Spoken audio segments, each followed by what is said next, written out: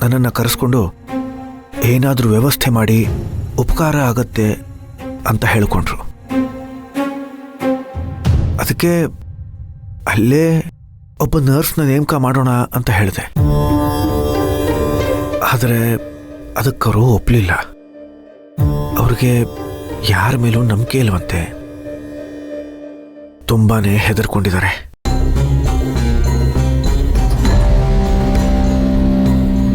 ಅದಕ್ಕೆ ನಮ್ಮ ಮನೆಯವರು ಯಾರಾದರೂ ಅವ್ರನ್ನ ನೋಡಿಕೊಂಡ್ರೆ ಚೆನ್ನಾಗಿರುತ್ತೆ ಅಂತ ಹೇಳಿದ್ರು.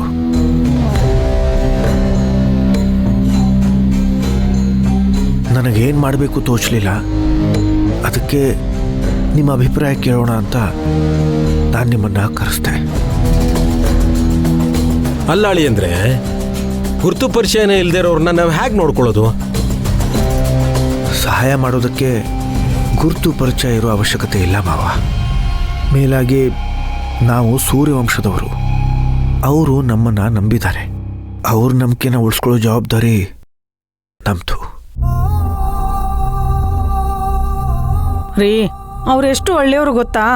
ಅಮ್ಮ ತೀರ್ಕೊಂಡಾಗ ಅವ್ರು ನಮ್ಮ ಮನೆಗೆ ಬಂದು ನಮಗೆಲ್ಲ ಸಾಂತ್ವನ ಹೇಳ್ಬಿಟ್ಟು ಹೋದ್ರು. ಅವ್ರ ಈ ಮನೆ ಮೇಲೆ, ಮನೆತನದ ಮೇಲೆ ಎಷ್ಟೊಂದು ಗೌರವ ಇಟ್ಕೊಂಡಿದ್ದಾರೆ ಗೊತ್ತಾ? ನಾವ್ ಯಾಕೆ ಗೋಪಾಲನ ಅಲ್ಲಿ ಕಳಿಸ್ಕೊಡ್ಬಾರ್ದು? ನಾಗೋ, ಆ ಕೆಲಸ ಮಾಡಬೇಡ ನೀನು. ಮೊದಲೇ ಅವನು ಮರುಗುಳಿ. ಅಂಥ ಜವಾಬ್ದಾರಿನ ಆ ಗೋಪಾಲನ್ಗೆ ವಹಿಸೋದು ಬೇಡ. ಸುಮ್ಮನಿದ್ಬಿಡು.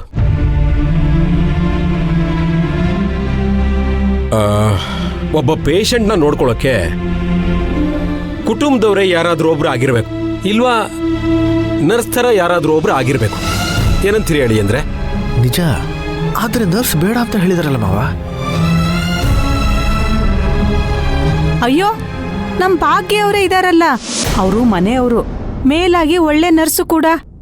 ನೀವೇನಂತೀರಾ ಭಾಗ್ಯ ಅವರೇ?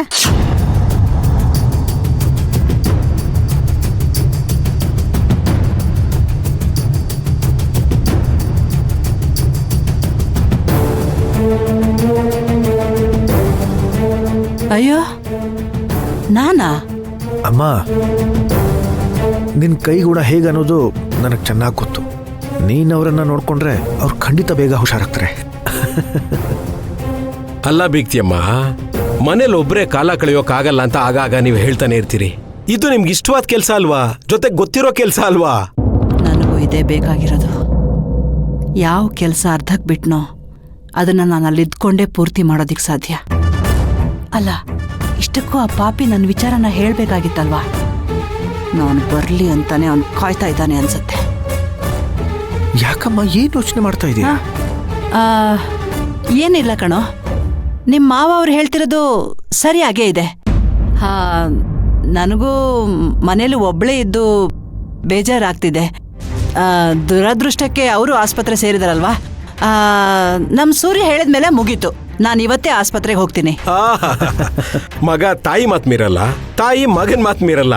ಅಂತೂ ಇಂತೂ ನಿಮ್ಮ ಕೈಯಲ್ಲಿ ಸೇವೆ ಮಾಡಿಸ್ಕೊಳ್ಳೋ ಭಾಗ್ಯ ಆ ಪುಣ್ಯಾತ್ಮನಿಗೆ ಒದಗಿ ಬರ್ತಾ ಇದೆ. ಒಳ್ಳೇದಾಗ್ಲಿ.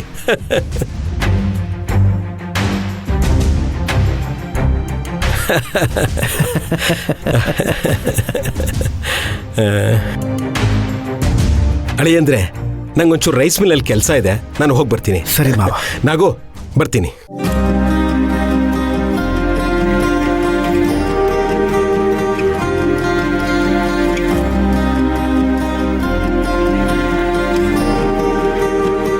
ಭಾಗ್ಯ ಅವರೇ, ನಿಮ್ಮ ಸಹಾಯಕ್ಕೆ ನಾನು ಬರ್ತೀನಿ. ಏನು ಯೋಚನೆ ಮಾಡಬೇಡಿ. ಹಾ,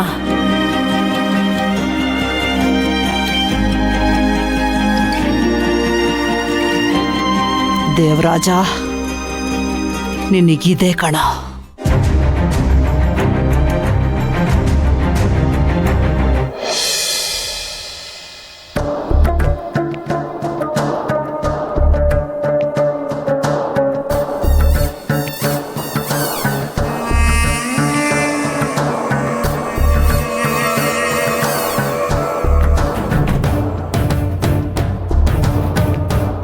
ಓ, ಪದ್ಮಜ ಅವರು? ನನ್ನ ಹೆಸರು ಪದ್ಮಜ ಅಲ್ಲ, ಪದ್ಮಿನಿ. ಸಾರಿ, ವಯಸ್ಸಾಯ್ತಲ್ಲ, ಮರ್ತೋಗ್ತೀನಿ. ಸದ್ಯ ನಾನು ನೆನಪಿದ್ದೀನಲ್ಲ ಅದೇ ಸಮಾಧಾನ. ನಿಜ ಹೇಳಬೇಕು ಅಂದರೆ ನನಗೆ ಸೂರ್ಯವಂಶದವ್ರು ಎಲ್ಲರದು ಪರಿಚಯ ಇದೆ. ಅಷ್ಟು ಸುಲಭವಾಗಿ ನಿಮ್ಮ ಕುಟುಂಬದವ್ರನ್ನ ನಾನು ಮರೆಯೋಕ್ಕಾಗತ್ತಾ ಹೇಳಿ? ನಿಮ್ಮಣ್ಣ ನನಗೆಷ್ಟು ದೊಡ್ಡ ಸಹಾಯ ಮಾಡಿದ್ದಾರೆ ಗೊತ್ತಾ? ಅದನ್ನ ಈ ಜನ್ಮದಲ್ಲಿ ಮರೆಯೋದಕ್ಕಾಗಲ್ಲ ಪದ್ಮಿನಿಯವರೇ. ಈಗ ನಿಮ್ಮ ಆರೋಗ್ಯ ಹೇಗಿದೆ? ಈಗ ಪರವಾಗಿಲ್ಲ, ನೋವೆಲ್ಲ ಕಡಿಮೆ ಆಗಿದೆ. ನೀವೆಲ್ಲ ಬಂದು ನೋಡ್ತಿದ್ದೀರಲ್ಲ, ಅದೇ ಸಂತೋಷ. ಅಂದಹಾಗೆ ನಿಮಗೆ ನಕುಲ್ ಪರಿಚಯ ಇದೆಯಾ?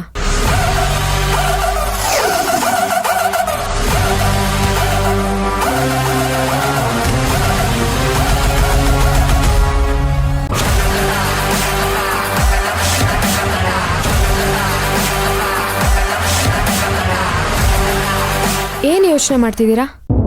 ನಾನೀ ಅಕುಲ್ ಅನ್ನೋ ಹೆಸರನ್ನ ಎಲ್ಲೋ ಕೇಳಿದ್ದೀನಿ, ಆದರೆ ನೆನಪಾಗ್ತಿಲ್ಲ. ಅವ್ರ ಹೆಸರು ಅಕುಲ್ ಅಲ್ಲ, ನಕುಲ್. ನೋಡಿ, ಇವರೇ ಅವರು. ಈಗ ನೆನಪಾಯ್ತಾ?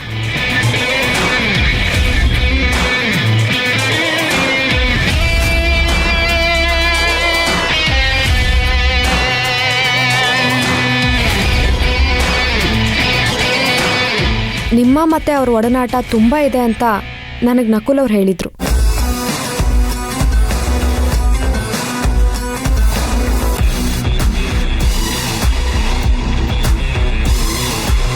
ಇವಳಿಗೆ ನಿಜವಾಗ್ಲೂ ಮ್ಯಾಟ್ರ್ ಗೊತ್ತಾಯ್ತಾ ಅಥವಾ ನನಗೆ ಬಿಸ್ಕೆಟ್ ಹಾಕ್ತಾ ಇದ್ದಾಳಾ? ಇದೇನು ದೇವರಾಜ್ ಅವರೇ, ನೀವಿಬ್ರು ಅಷ್ಟೊಂದು ಕ್ಲೋಸ್ ಆಗಿದ್ದೀರಾ, ಆದರೂ ನೆನಪಾಗಿಲ್ವಾ?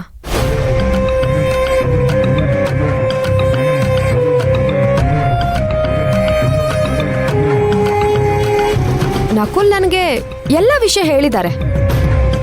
ಎಲ್ಲ ವಿಷಯ ಅಂದ್ರೆ? ಎಲ್ಲ ವಿಷಯ ಅಂದ್ರೆ ಎಲ್ಲ ವಿಷಯ. ನಮ್ಮಿಬ್ಬರ ಮಧ್ಯೆ ಯಾವುದೇ ಸೀಕ್ರೆಟ್ಸ್ ಇಲ್ಲ. ಹೌದಾ? ಇವರು ನನಗೆ ತುಂಬ ಚೆನ್ನಾಗಿ ಗೊತ್ತು.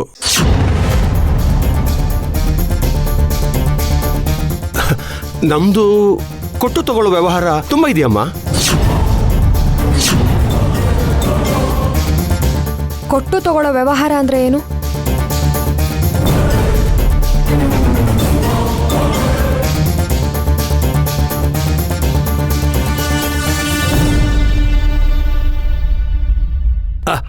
ಅದೇ ದುಡ್ಡಿನ ವ್ಯವಹಾರ.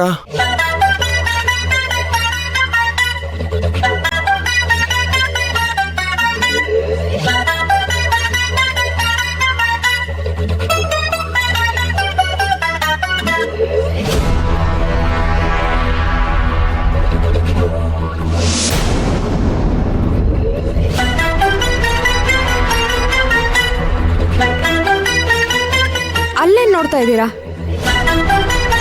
ಹೇಳಿ, ದುಡ್ಡಿನ ವ್ಯವಹಾರ ಅಂದ್ರೆ ಏನು?